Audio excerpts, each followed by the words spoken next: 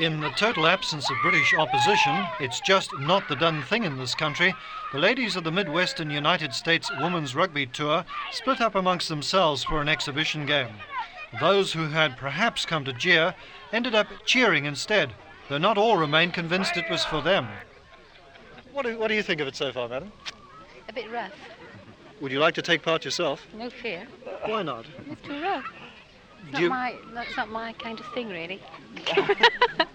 If women play football, I don't see why they shouldn't play cricket, other games as well. Well, girls, you've been watching it for some time. What do you think of it? Well, very rough indeed, very rough. Yes.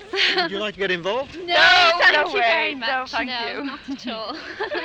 Why do you think that women are drawn to a game like this in the States, then? Intrigue, I suppose, what we get up to, what our boys get up to. Tommy David is captain of the Welsh club champions Pontypridd. What do you think of it so far? Well, it's marvellous, Peter. The enthusiasm by the two sides is quite incredible. The way the game is being played, you think it'd be probably a Pontypool come Cardiff game. Tremendous spirit out there. You're not actually talent spotting for Pontypridd, are you? No, not really. I better make my case clear. I'm here with Sam Simon doing a promotional thing. Do you think that women should play rugby in this country because it's frowned upon? Oh, I don't see why not. I think across the board the women seem to get into everything, so why not? And the way they play in it, from the skill point of view, they're doing really marvellously well. Well, Carolyn Evans, you were actually press-ganged into playing, weren't you? You're a local girl. Is that your first game of rugby ever? Yes. Where did you play? I've never ever played before. Yeah, but where did you play today? Oh, the wing forward. And what did you think of the game? Very good, very exciting. Is it the sort of game which you would take up as a woman if it were possible? Definitely. If I could get a team going, I would. And what about the chances now that you've actually tried it for yourself? I don't know if we could get enough women from this place. I think they're a bit frightened.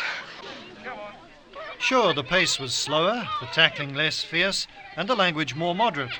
But in terms of technical know-how and sheer enthusiasm, they were the equals of many a Welsh side slightly beneath the top flight in male rugby. The game ended in a 4-all draw, and the sporting spirit the game was played in won over many an earlier sceptic. But, like the real thing, not everyone had got away untouched.